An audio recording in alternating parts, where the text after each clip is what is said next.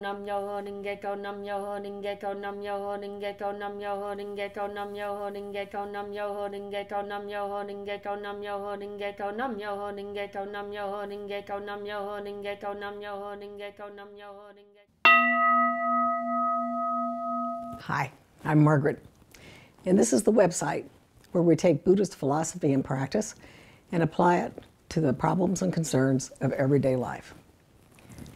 And today, our topic is going to be, how can I change my limited thinking? I'm going to do something a little bit different today. I started this vlog to discover how to help people struggling with the practice. And this has led me into trying to understand things which are implied but not really discussed in our Buddhist teachings. And today I wanted to share some of the things that I've been exploring. You would think that setting a goal, chanting about it, and then following through with the action steps needed to accomplish it would seem to be very straightforward. And yet, it's everything but. Why? Because taking these steps will invariably ask us to address one or more of our habitual ways of thinking and ask us to address beliefs which limit us and are keeping us from being successful. This is why taking these steps is the path to our human revolution. We have to overcome these things. So what are limiting beliefs exactly? And I want to give you some examples. We all have them. Here are a few. I just don't understand technology. I can never learn marketing. Girls can't do math as well as boys. Don't dream. You're not being realistic. It's impossible to lose that last 15 pounds. You might be interested in what President Ikeda says about thoughts like these. Quote, "In accordance with the principle of 3,000 realms in a single moment of life, pessimistic thoughts or feelings take form just as they are in reality, producing negative results. People who have negative thoughts create effects for themselves that perfectly match their thinking." This is on page 10 of Faith into Action. I don't believe this means an occasional thought now and then, but rather habitually thinking this way a good part of the time. I think of it as though we're creating a blueprint which will show up in the concrete world at some point in the future.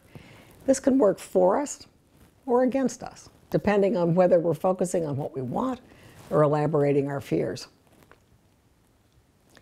Let's say you've been chanting about a goal, and some ideas have come to you about next steps. As you get ready to take a step toward your goal, you start thinking, I can't do this. What if the people I'm going to meet don't like me? You have just met resistance, and it's always going to show up when we take on something new. Why this happens has to do with the nature of the subconscious mind. Now we're going to talk a little bit about how the mind works, both from the Buddhist point of view and what current thinking is saying about it. Buddhism describes how the conscious mind embodies the first 6 levels of consciousness: sight, hearing, touch, smell, taste, and then makes judgments depending on the information it collects. Current thinking adds that the conscious mind also has the ability to make decisions and is the gateway to the subconscious through repetitive thoughts and repeated actions. Charles F. Hannell, in the Master Key System, an extensive elaboration of how the mind works, describes how the different levels of mind work, and this is his take on the subconscious mind. The subconscious does not make judgments, but just accepts what the conscious mind tells it. The subconscious mind has some important responsibilities. It maintains the regular and vital processes which preserve life and restore health. It's responsible for keeping our hearts beating, keeping our lungs and digestion functioning, whether we're awake or asleep. Because of these responsibilities, the subconscious mind does not change quickly.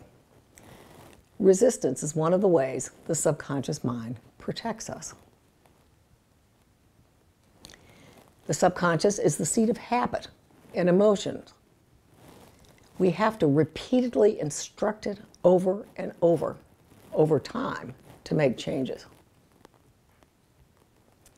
Buddhism says that at the 7th level of consciousness, the subconscious mind is the level of self-identity, the closer Western equivalent of the ego. And the 8th level of consciousness, again according to Buddhism, is on the mental side, where the subconscious mind is the storehouse of memory and past life karma. Beliefs we've been taught by parents and teachers reside in the subconscious mind, as well as decisions and conclusions we have come to from our current and past life experiences. Current thinkers would agree with this.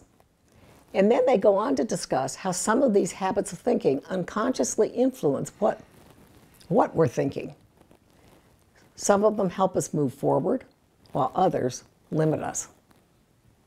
For example, let's say you wanted to lose weight, but down deep you believe, as your parents told you, that you have the genetic makeup of your father, who was always heavy. Or you've read somewhere that only 1% of aspiring weight losers keep off the weight. These beliefs are in direct conflict with the goal to lose weight. Buddhism says that when we chant, we connect with the Buddha nature, which embodies our access to universal consciousness. I envision the Buddha nature on the juncture point between the subconscious mind and the universal pure consciousness of the 9th level of consciousness. The Buddha nature has a foot in both the material quantum world, unknown in Nichiren's time, and the spiritual world of pure energy, or consciousness itself. Now, in the process of manifestation, at this juncture, current thinking describes how thought takes the energy of pure consciousness to begin to mold the subatomic particles of the quantum field into the molecules that form the various aspects of the phenomena in the material world. You can read some absolutely fascinating discussions of current scientific thinking about this topic in What the Bleep Do You Know by Alexander Bruce and You Are the Universe by Deepak Chopra. These thinkers say that thought takes that invisible creative energy and brings it through the individualized channel of the subconscious mind before it manifests in the outer world. As it rises through the subconscious mind, beliefs arising from experiences and what we've been taught by authority are incorporated. These beliefs can be in opposition to our stated conscious goal, but still appear as effects in the material world. I think the World Tribune would agree. November 21st, 2003.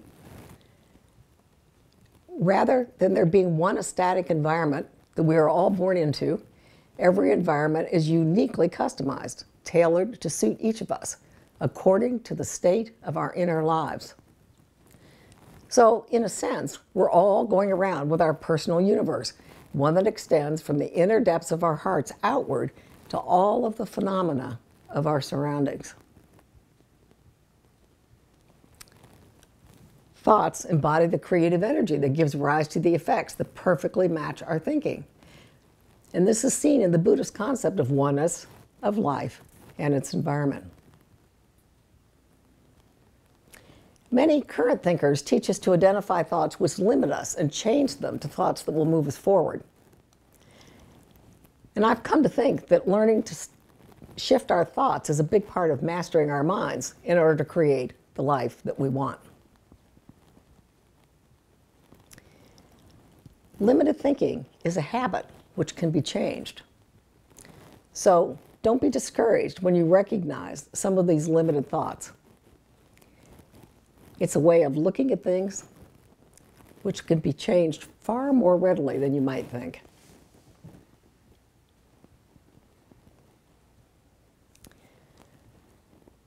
So how would we shift limited thoughts? Let's say you have a goal, and when it comes time to move forward, you start thinking, I don't think I can do this. In that moment, first, remind yourself of what you want to achieve. Remind yourself that you want to create what you want, not what you don't want. And look at where that thought is going to take you. Ask yourself, is this thought moving me towards my goal, or will it limit me? That's a surprisingly profound little question when you start to use it. For example, if you want to have a lot of money, yet every time you think about your finances, you're saying to yourself, there's just never enough money. That thought will create the effect of never having quite enough money. You'd need to change that thought to something else, like, I always have more money than I need. And this is going to feel really uncomfortable at first because you don't believe it. But at some point, if you are persistent, the subconscious mind, which learns from repetition, will take on that belief. Then your outside circumstances will begin to reflect the new belief as we attract what we truly believe. So each day, as you're chanting, set your intention to achieve that goal. You're repetitively setting the cause for a future effect. Shift that thinking and imagine your goal already accomplished, just exactly as you want it to happen. I'm going to tell you, you're going to have to battle the habit of thinking in the old way, probably many times a day. But when you shift your thinking often enough, the new belief becomes familiar. And then you'll come to really believe your goal can happen. When you can truly see it, your goal will come to fruition. So in summary, today we looked at how thoughts, which channel the universal creative energy of the mystic law, come through the subconscious mind to manifest in the outside world as our circumstances. We looked at how the subconscious holds the beliefs we've been taught and the conclusions that we've come to from past experiences and even from past lives. These might be in opposition to our stated goal and influence what we're able to achieve with our goals. Becoming aware of what we're thinking in the moment is the first step to shifting those beliefs. When we become aware, then we can ask ourselves, is this thought going to move me towards my goal or limit me? If you discover it's going to limit you, replace it with a thought that will move you forward. Another example, your goal is to have a fit body. Your thought is, I don't want to go to the gym. It's going to be hard work.